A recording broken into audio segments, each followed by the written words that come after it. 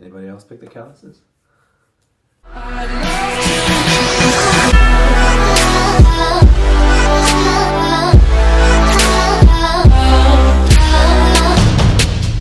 What's going on YouTube? Back here with another video, and I apologize for no uploads recently. I've been pretty busy and I'm on spring break right now, and I just haven't had the time to record. I just got back from Dallas. So in this video, I'm going to cover my top 10 pet peeves in the gym, and that would be something that might, you might share the same opinion, or is, I feel like they're pretty common pet peeves, but these are my top 10. Start off with number 1. I'm gonna go with, if you smell before you go to the gym, please shower, please. And wear deodorant. It's pretty cheap. You can get it for about $2 to $4. Please put on some deodorant, antiperspirant. If you don't like the aluminum, just get some deodorant, please. Everyone will thank you. If you go to the gym first thing in the morning, go ahead and do the sniff test. And I know you guys know what I'm talking about. If it doesn't pass the sniff test, and you don't pass the sniff test, go ahead and shower. Number 2, if you can pick up the weights, you can put them back where you got them. I don't care if that weight was across the gym where you picked it up at, and you take it to the other side, you're going to take that weight back to where you got it. Does that make sense? I thought that was pretty common sense. If you say pick up the 120-pound dumbbells, for whatever reason you're doing it, and you just leave them there at that bench, chances are nobody's going to sit at that bench for about 30 minutes because everyone's going to see the weights there and assume somebody's working out on that bench. And everyone's going to be like, is this yours? Yo, hey, did you finish this set? Oh no, man. And so not only does it hog up equipment that doesn't necessarily is actually hogged up, it's just really rude, and it's really rude for the owners of the gym and the staff in there because they have to put that weight back. So just go ahead and do everyone a favor and go ahead and put it back. Number 3. Now this only applies on the gym's peak hours when it's the most busy, and don't triple set or quadruple set, and by that I mean don't do a circuit workout. Don't go, okay, I'm going to bench press, I'm going to go to the dip machine, then I'm going to take a cable, and then I'm going to take some dumbbells and use a bench there.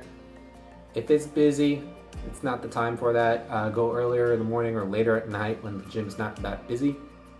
Don't hog up multiple pieces of equipment when you don't, I know you want to, and it might be in your program, but the timing is just not optimal, and it's just not fair or respectful for anyone else that's in the gym, because they might want to use that piece of equipment, and they might have some time stipulations where they can't exceed and they have to leave at that time regardless if they're finished or not, and you just ruin their whole workout. Number 4, be aware of your surroundings in the gym. And by that I just mean go ahead and look up from your phone once in a while, or take out your headphones or your earbuds, whatever it is that you're doing at the time, and just be aware of what's going on around you in the gym. Because you might not notice the guy next to you, say you're in the dumbbell area and he's doing, 80-pound dumbbell, bench press, and he drops the weight and it lands on your phone or something, or it lands on your foot because you're not paying attention, or it might seem like his fault, but to be aware of that, you should kind of assume something might happen. Even if it, it's probably not going to. It's always be safe to be on the safe side of things. And that goes around like with people deadlifting or any bench pressing or things like that. Someone might need help or a spot. Go ahead and just be aware of your surroundings and just be alert. And if you've been noticed that you're on the gym, like a certain piece of equipment for a long period of time, say you're doing 5 sets, and you don't notice that there's like 2 other guys that have been waiting 10 minutes just to use that one piece, and you've just been sitting on it on your phone. So go ahead and be aware of your surroundings, and everything will be alright. Number 5, cable machines. I don't know what it is about them, but it attracts everybody to it, and it's a very popular piece of equipment. Not only does it keep the resistance constant throughout the entire exercise, because it's going to be pulling you up and down on the negative and, on the positive and the negative it. So it's an excellent piece of equipment, but do not hog it. It's not I mean, it's optimal for you, you're saving time, yeah, but don't do like 3 to 5 exercises on the same cable machine, all back to back, you know? Don't do any side laterals and then go face pull and then do some bicep and then some tricep and then some chest flies. You know, go ahead and do maybe 1 or 2 exercises depending on the time of the day and how busy the gym is. But please do not do 3 to 5 different exercises back to back on the cable machines. Just goes back to what I'm saying, be aware of your surroundings.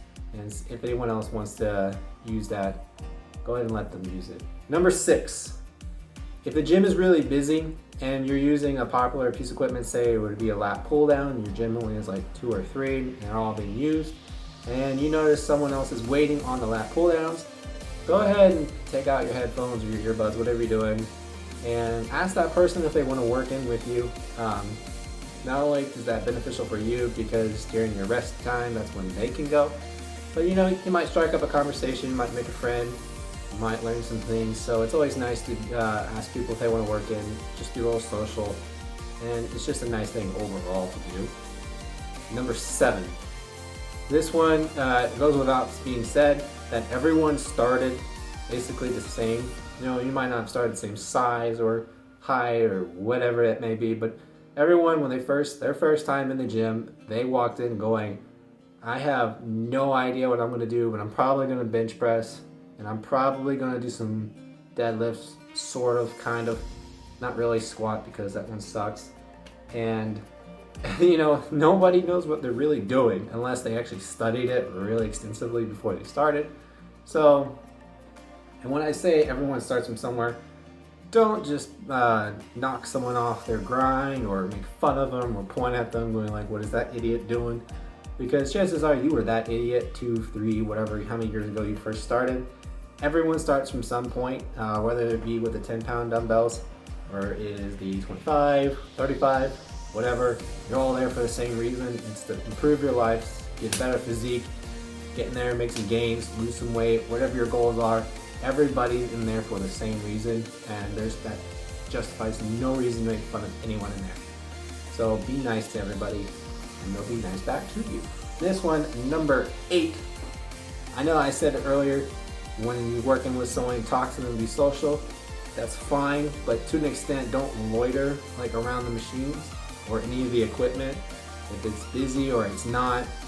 So your gym only has, say, 1 lat pull down, and you and your buddy decide to strike up a conversation that lasts 40 minutes, and you both just sit there on that lat machine, and that just totally negates anyone else that wanted to use it.